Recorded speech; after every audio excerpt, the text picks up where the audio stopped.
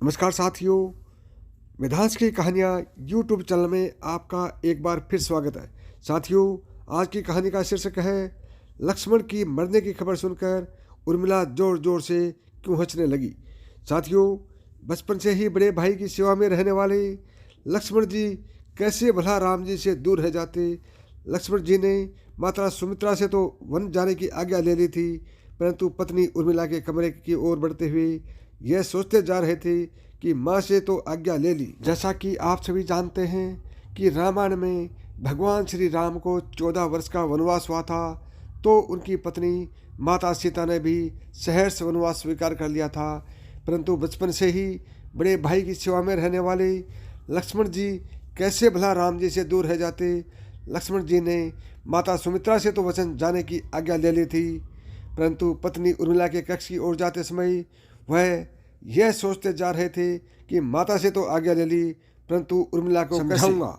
यदि बिना बताए जाऊंगा तो रो रो के जान दे देगी, और यदि बताया तो साथ जाने की जिद करेगी और कहेगी यदि सीता जी अपने पति के साथ जा सकती हैं तो मैं क्यों नहीं।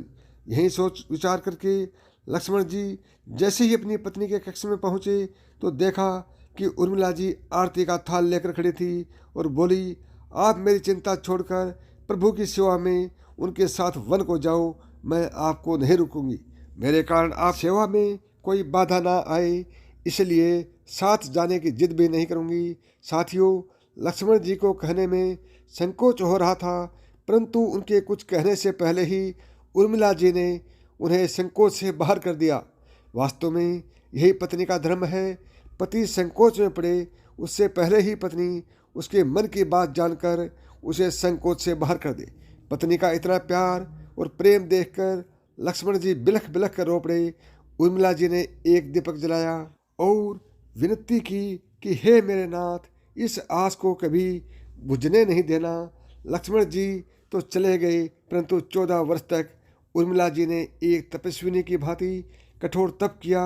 वन में भैया भाभी की सेवा में लक्ष्मण जी कभी सोए ही नहीं, परंतु उर्मिला ने भी अपने महलों के द्वार कभी बंद नहीं किए। उसने सारी रात जाग जाग कर उस दीपक के लो को बुझने नहीं दिया। मेघनाथ से युद्ध करते हुए जब लक्ष्मण जी को शक्ति लग जाती है और हनुमान जी उनके लिए संजीवनी बूटी लाने के लिए गए थे, तो उधर से जब पहाड़ लेकर वापस लौट रहे होते हैं तो बीच में ही अयोध्या में भरत जी ने उन्हें राक्षस समझकर बाण मारा और फिर हनुमान जी नीचे गिर जाते हैं।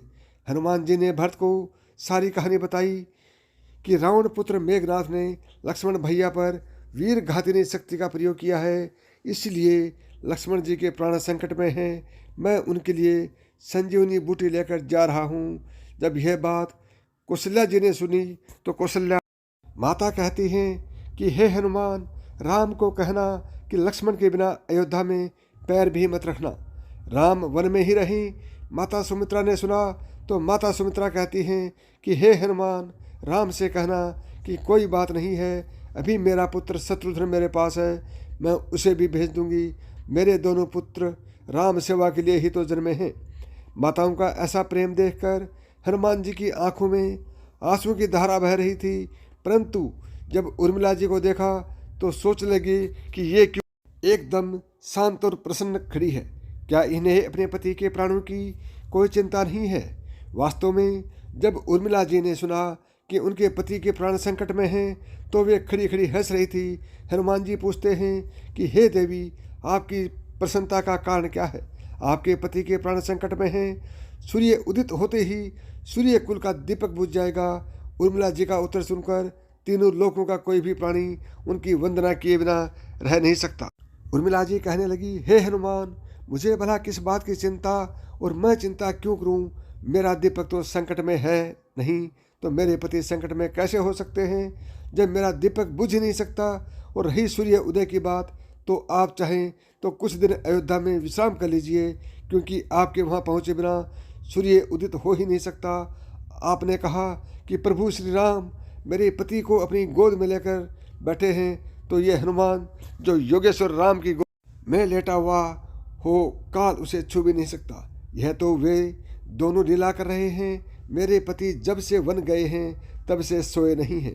उन्होंने न सोने का प्रण लिया था, इसलिए वह थोड़ी देर के लिए विश्राम कर रहे होंगे और जब भगवान की गोद मिल गई हो तो थोड़ा विश्राम ज़्यादा हो गया, उठ जाएंगे और शक्ति मेरे पति को लग ही नहीं सकती। शक्ति तो श्री राम जी को लगी है। मेरे पति की हर सांस में राम है, हर धड़कन में राम है, उनके रोम रोम में राम है, उनके की बूंद बूंद में राम है। और जब उनके शरीर और आत्मा में सिर्फ राम ही राम है तो शक्ति राम जी को ही तो लगी है, दर्द राम जी को हो रहा है।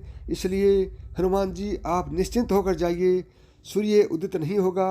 वास्तव में सूर्य में भी इतनी ताकत नहीं थी कि लक्ष्मण जी के जागने से पहले वह उदित हो जाते। एक पतिव्रता तपस्विनी का तप उनके सामने खड़ा था और मेघनाथ को भी लक्ष्मण जी ने नहीं बल्कि अयोध्या में बैठी एक तपस्विनी उर्मिला ने मारा था। धन्य है वो देवियाँ जिन्होंने अपने पति के बिना उनकी याद में हजारों हजारों वर्ष व्यतीत कर दिए।